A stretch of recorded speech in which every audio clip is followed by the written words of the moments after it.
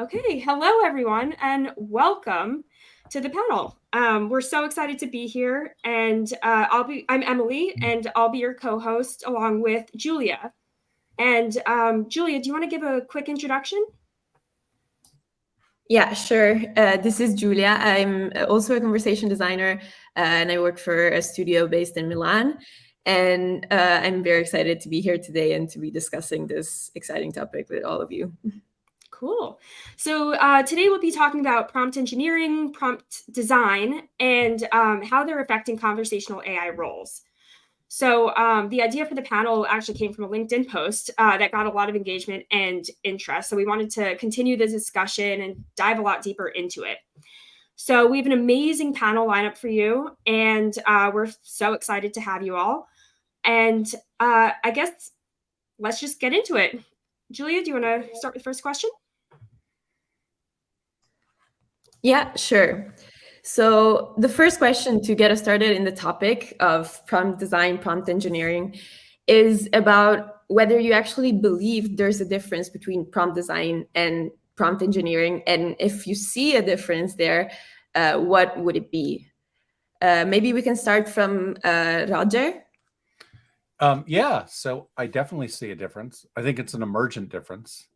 If we were having this conversation a year ago, and then be like, "What are you talking about? What's a prompt designer? What's a prompt engineer?" So it's definitely emergent. But broadly, I think a prompt designer is more the art of creating prompts to get LLMs to do what you want them to do. So really focusing on those prompts. There's methodologies, end shot, chain of thought, right, et cetera. But there's also this artistic soft side of just knowing how to coax those things to do, those wild beasts to do the right thing. And so I think it's very focused on those prompts that you're giving the LLM. In a sense, everyone is a prompt designer who uses ChatGPT or things like Midjourney, but they're all bad at it. It's a really hard thing to get LLMs to do the right thing. And so I think it's an emergent skill that's really critical. Prompt engineering, maybe a little bit more on the science side. And so I think of that as, hey, I have a bunch of corporate data and I want to expose it to the LLM. Do I have to actually fine tune my LLM? Is it that big a step? Can I embed this data? Maybe my LLM, right, with the emergence of plugins, is calling these APIs. So how am I going to expose that data to the LLM, which then the prompt designer can go and help create prompts that will expose it in the way we'd like to do it. I think also choices like what LLM to use. Am I going to use one of the OpenAI LLMs? Am I going to use Claude or Claude's API, BERT? I've been doing a lot of work with llama-based open source LLMs, right? Which one am I going to use? They're all really different, and they all behave differently, which definitely affects the prompt engineer, but actually arguably more the prompt designer, because the same prompt works beautifully. ChatGPT 3.5 falls in its face with 4, and certainly falls in its face in the llama model. So I they blend together, but it's an emergence difference on kind of the focus of where what you're working on. Definitely makes sense. And sorry, I was looking we were in the wrong link in LinkedIn. Now everyone should be joining us too in the live on LinkedIn. But just maybe to pass on the mic to Maaike now, the question that I was asked for everyone who's joining now was, what's the difference between prompt design and prompt engineering? And if there is a difference, what do you see? Yeah, I think that Roger gave such a lovely summary already. I also agree that prompt design happens very much during the actual prompting that you do. What I would like to add is that I feel prompt design also requires some upfront analysis, user-centered analysis. For instance, right now I am working on a prompt, deceptively simple. It should summarize an article and create something else out of it. But in order to get something that makes sense, I need to know, who are we directing this output to? Who is my target audience? What is in the source content, and what of that should be summarized? How do I know the summary is accurate? So there's a lot of user research and content research that can help a prompt designer to make effective prompts that are consistent and repeatable. So that's something I definitely like to add.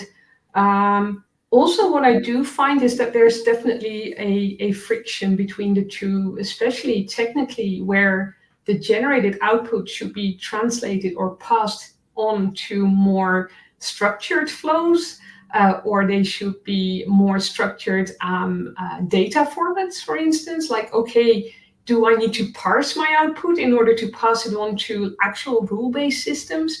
So that's where prompt design and prompt engineering meet, in my perspective. And I'll leave it at that for this first question, because this is just question number 1. Oh my gosh. Yeah, it's just things are rolling with this question. It's a big one, but it definitely makes sense. And I like what you're saying about the two are meeting. So where there's a point of contact between the two. Do you also see this, Shyamala? And what do you think, if there's anything that we missed on the differences so far? Yeah, so I totally agree with what Roger and Maaike said. In terms of, I do see them as two different things. One is like, setting up the stage kind of thing. For example, when you are doing the prompt design, to Maaike's point, right? Like we are saying, like, imagine you are this, and imagine you want to do this, and I want this output or something like that. So you have to frame out some sort of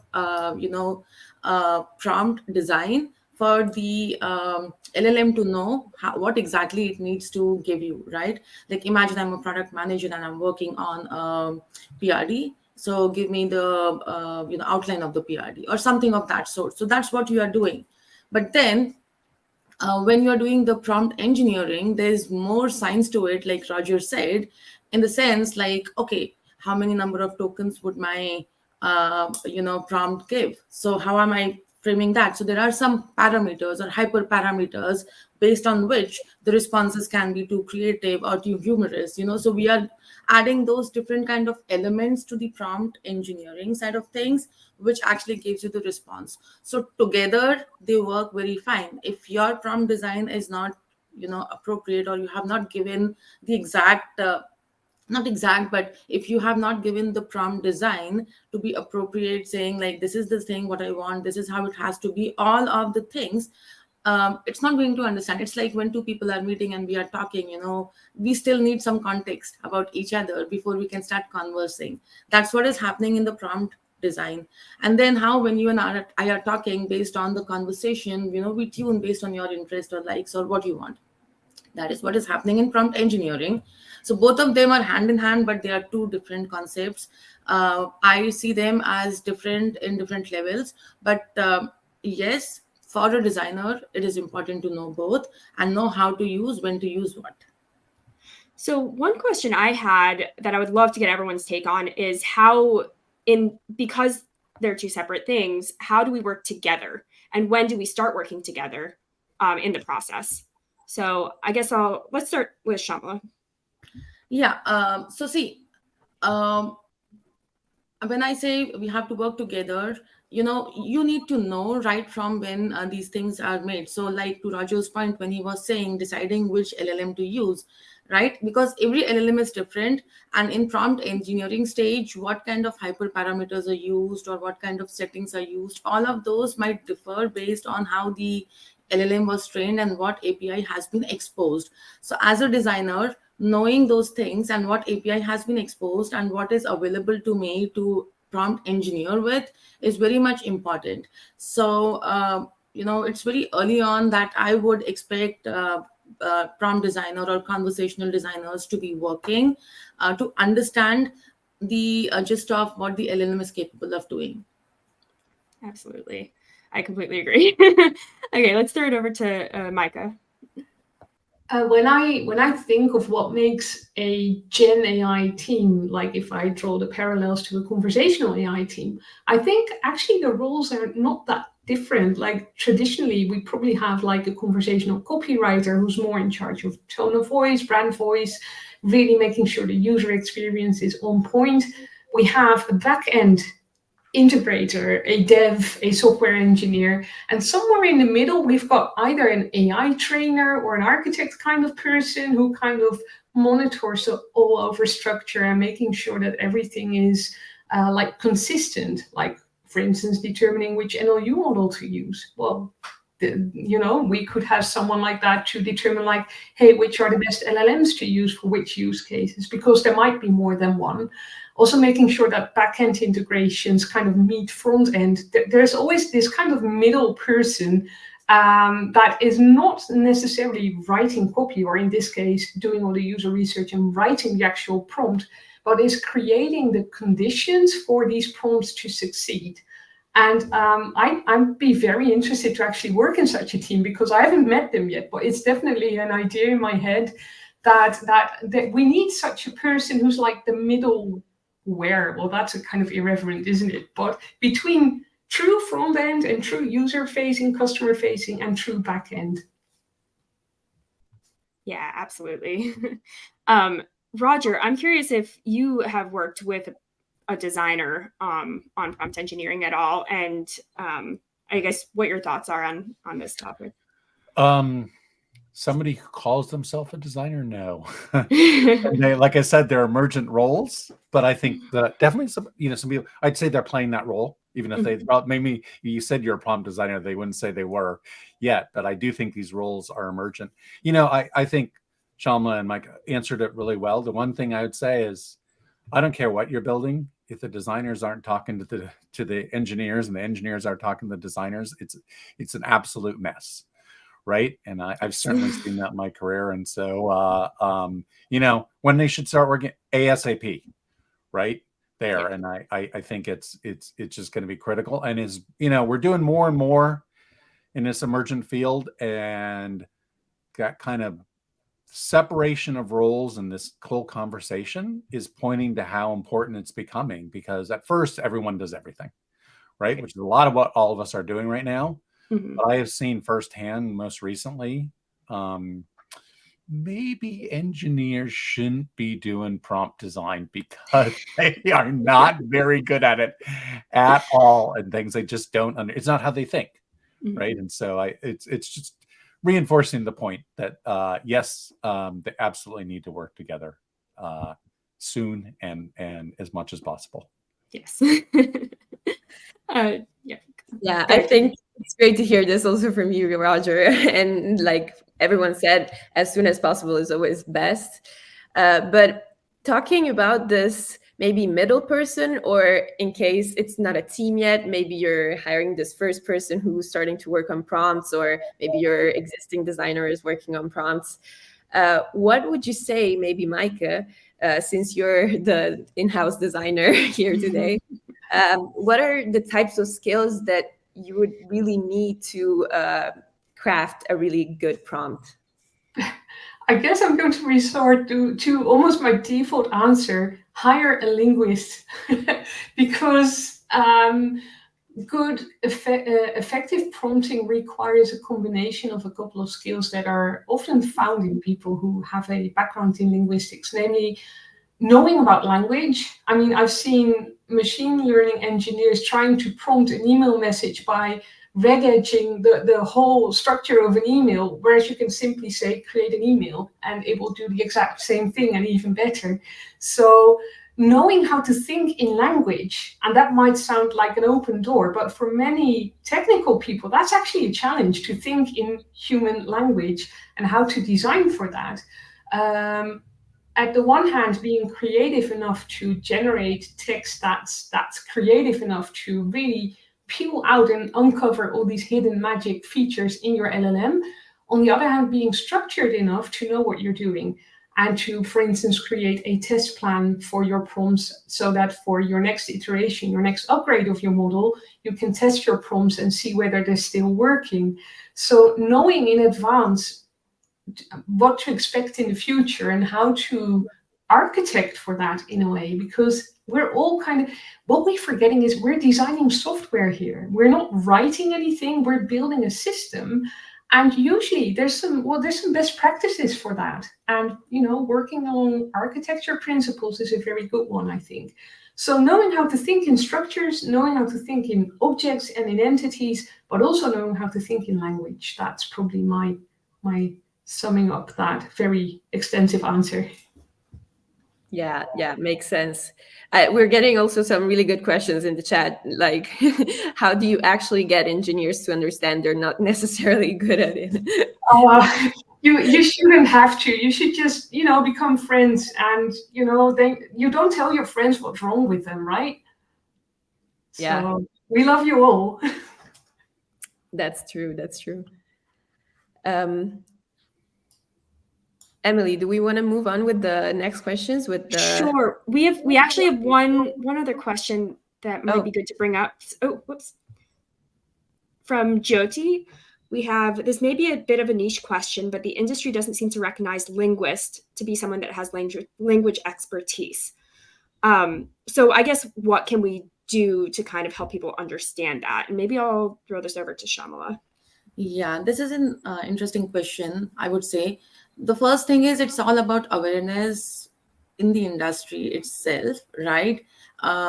That's what I would say, that's where it starts. Because, yeah, linguists are great. When we started doing conversation design, a lot of people from UX, a lot of people from linguistic design got involved to do the conversation design part.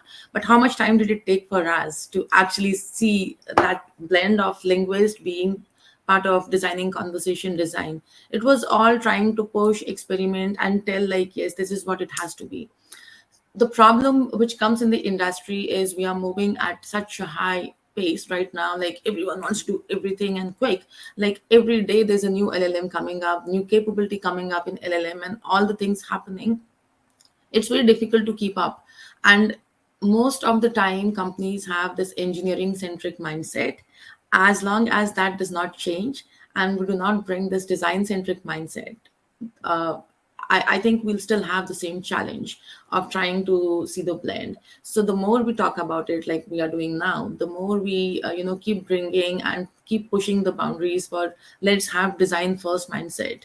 That's when I would see really this happening, where linguists will be part of the prompt design, or the design in general, in a more holistic manner. Companies will think about it. How many times, like, I worked with big companies, but they were literally like conversation designers who worked on it. Engineers are working on prompt design sometimes.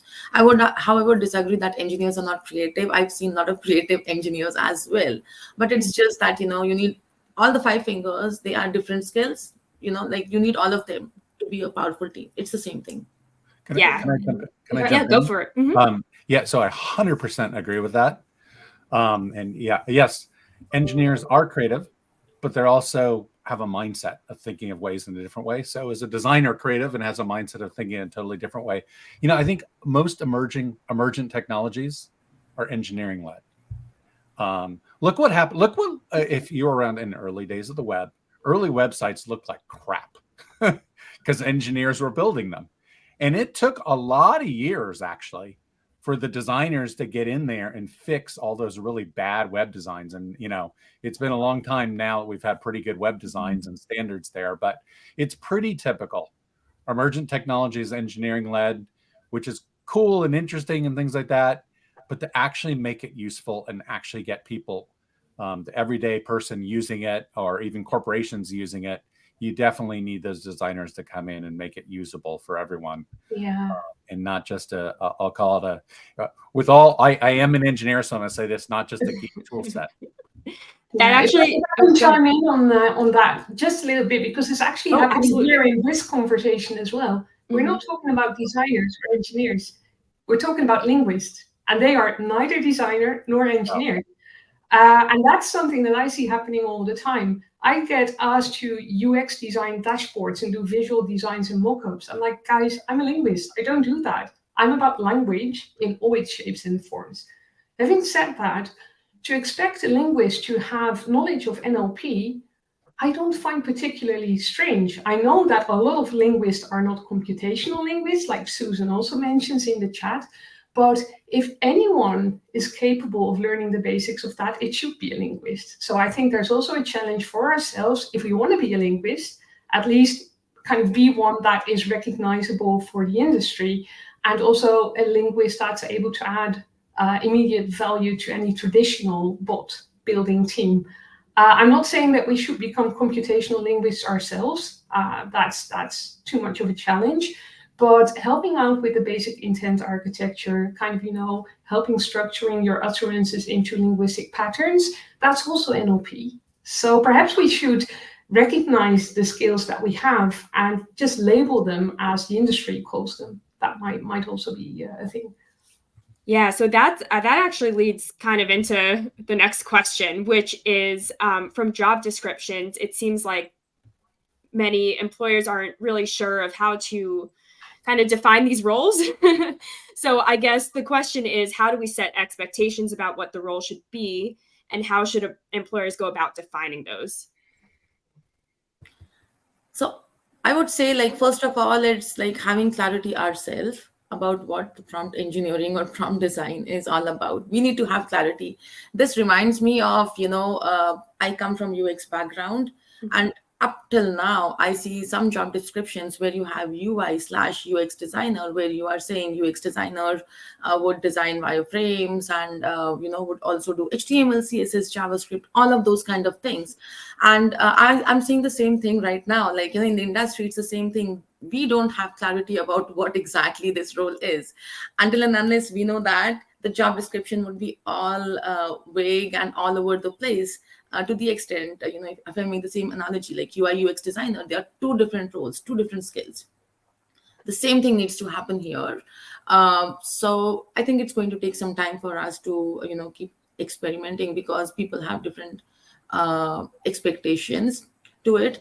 And to Roger's point, like, in the early web days also, it was the same kind of thing. So until and unless we have some sort of standards around, like, this is the set role, this is what this person would do, and this is what linguists would do, all of those things, I think the job descriptions would be a little bit murky. I'm laughing. Those I call them those chicken salad job descriptions that have, like, you got to have these n number of skills, and I'm like, I have never met a person in my life who has all of those skills together. So. Yeah, absolutely. Well, like, what I do notice is, I don't know if that's a global trend, but I definitely notice it here in the Netherlands. The more professional the conversation design teams get, the more they get involved in hiring new colleagues. So the job descriptions that I see now, I can actually recognize that some of them have been written by an actual conversation designer or an actual engineer, because I see some of the terminology, I'm like, they know what they're talking about, and they also know the difference between the several roles. And sometimes you can even derive from these job descriptions how the team is structured and organized.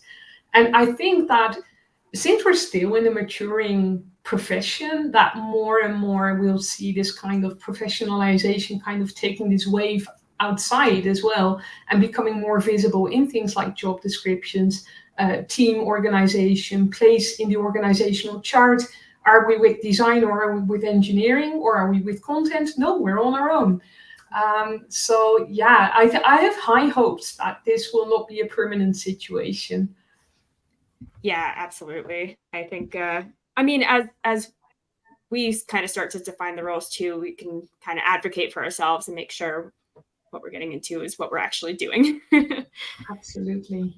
Yeah. And I agree with some of the commenters in the chat that our resumes need to match the right keywords.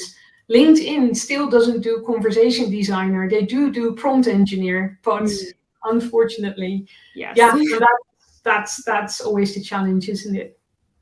Absolutely. Yeah.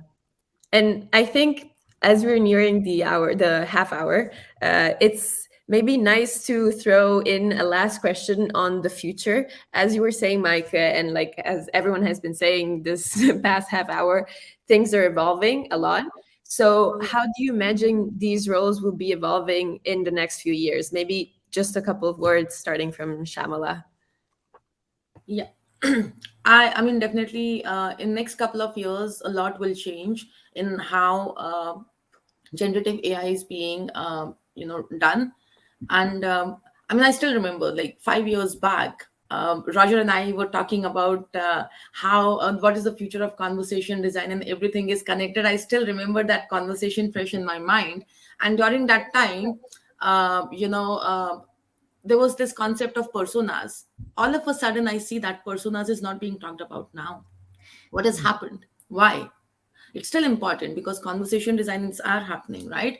So I feel like, yes, in future, in the coming couple of years, there'll slowly be generative AIs who are capable of designing conversations based on the personas we throw it into it and then do. So definitely there will be more roles coming up, more skills coming up, all the things what we've been doing from last 1 decade in conversation design will slowly merge into it.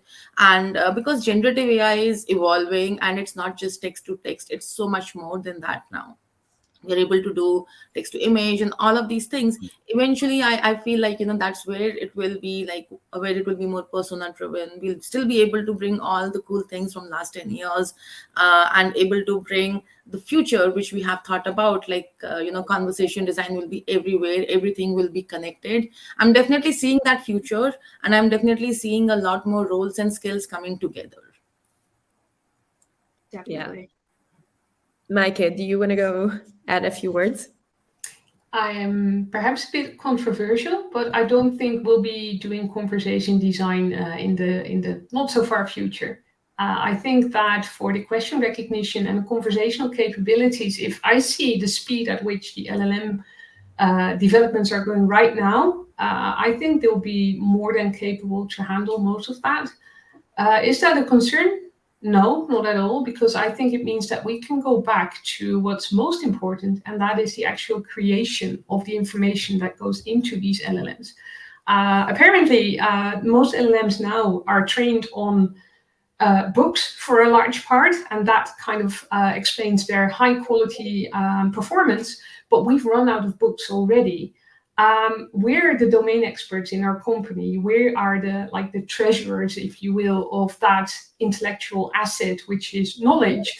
So I can just see a big shift from from question side and question recognition and doing all these intents to knowledge management and making sure that the actual basis for these LLMs is suitable, not just for Q&A, but for content-driven interaction, and making sure that that's the basis of our new generation of apps even. So yeah, I see a wonderful future. Nice. And for those who were yesterday at your Convo Club, I think we also got a bit of a taste of some aspects there. Roger, do you also want to pitch in with your take? Yeah, sure. So like maybe that's controversial, but I never thought of it quite the way you articulated it, but I have to agree with that, actually, looking at where LLMs are going. I mean, as technology advances, jobs migrate to where the technology is. So I don't think that should be intimidating. That should actually be exciting, actually, that you're going to learn new things and do new things. I agree with everything about the roles. I can't help but I think there's a role that's missing, and that's like prompt QA or LLM QA, AI QA. That is so hard to do now. There's not good tools. People don't know how to do it. I'm in the middle of a project where we're trying to do that, and it's like pulling your hair out. And I think that's going to be emergent and really something that's exciting. And I usually don't talk about going to QA with excitement and things like that. But boy, I got to tell you, understanding AI and prompt QA is going to be a really hot field. Yeah. Oh, I would love to have a follow-up discussion on that. I think that would be so cool. Same. Are you doing QA by spreadsheet by any chance? I think that's the only thing that won't disappear in the near future, spreadsheets. Yeah. Well, I think, unfortunately, we do have to wrap up, but thank you so much for joining. This was so fascinating. It was, lots of gold here in terms of knowledge. So I guess before we jump off, I would like to plug Voice and AI, because I think all of our panelists are going to be speaking at Voice and AI. So if you're around in DC next week, please join us. And thank you so much. And I guess we'll stay tuned because we're hoping to have more of these panel discussions. So if you have any topics that you want us to talk about, please reach out. And yeah, thank you, everyone. It's been super much a pleasure. thank you so much. Thank you for having Bye. us. Thank you. Thank you. Goodbye.